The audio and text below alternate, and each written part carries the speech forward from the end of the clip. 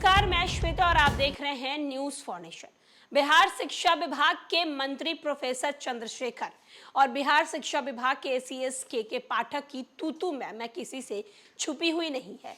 जहां एक तरफ कई मामलों में कई मौके पर शिक्षा मंत्री प्रोफेसर चंद्रशेखर के पाठक को लेकर बयान देते हुए भी नजर आते हैं, बिना नाम लिए हुए भी के पाठक के कामकाज को वो जरूर बोलते हैं। एक तरफ जहां शिक्षा मंत्री प्रोफेसर चंद्रशेखर के पाठक के कामकाज को लेकर सराहना भी करते हैं, दूसरी तरफ के पाठक के कुछ कामों को लेकर शिक्षा मंत्री उनसे नाराज होते हुए भी नजर आते हैं। अब एक बार फिर से शिक्षा मंत्री प्रोफेसर चंद्रशेखर और के पाठक की तूतों में सामने आ रही है। दरअसल बिहार के शिक्षा मंत्री चंद्रशेखर ने अपने विभाग के अपर मुख्य सचिव के पाठक पर एक बार फिर से निशाना साधा है। के पाठक के फैसलों को और आदेशों पर सवाल उठाते हुए चंद्रशेखर ने कहा है कि मौलिक अधिकारों पर चोट करने वालों की दुर्गति होगी।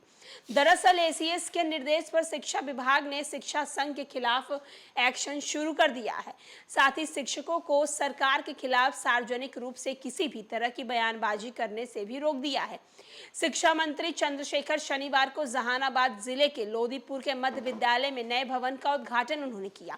इस दौरान मीडिया से बातचीत में उन्होंने कहा है कि मौलिक अधिकारों का हनन करने वाले व्यक्ति की दुर्गति तय है। पत्रकारों ने जब उनसे सवाल किया कि के पाठक के बयान और निर्देशों से शिक्षकों में रोष है, तो मंत्री ने कहा कि संविधान प्रदत्त मौलिक अधिकार का हक सभी को है।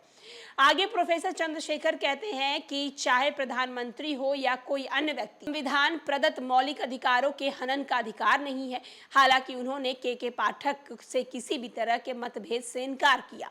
उन्होंने कहा कि वे शिक्षा विभाग के मंत्री हैं और पाठक इसके अपर मुख्य सचिव हैं।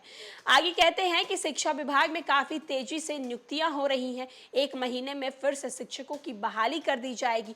के पाठक के कामों की तारीफ भी की और कहा कि शैक्षणिक संस्थानों के गुणवत्तापूर्ण शिक्षा के लिए अगर कोई कदम उठा रहा है तो सभी को इसका समर्थन करना चाहिए। शिक्षा मंत्री ने स्कूल में 9 बजे से 5 बजे तक शिक्षकों की उपस्थिति के निर्देश को भी सही ठहराया। कहा कि शिक्षकों को आवास की सुविधा दिलाने की पहल हो रही है।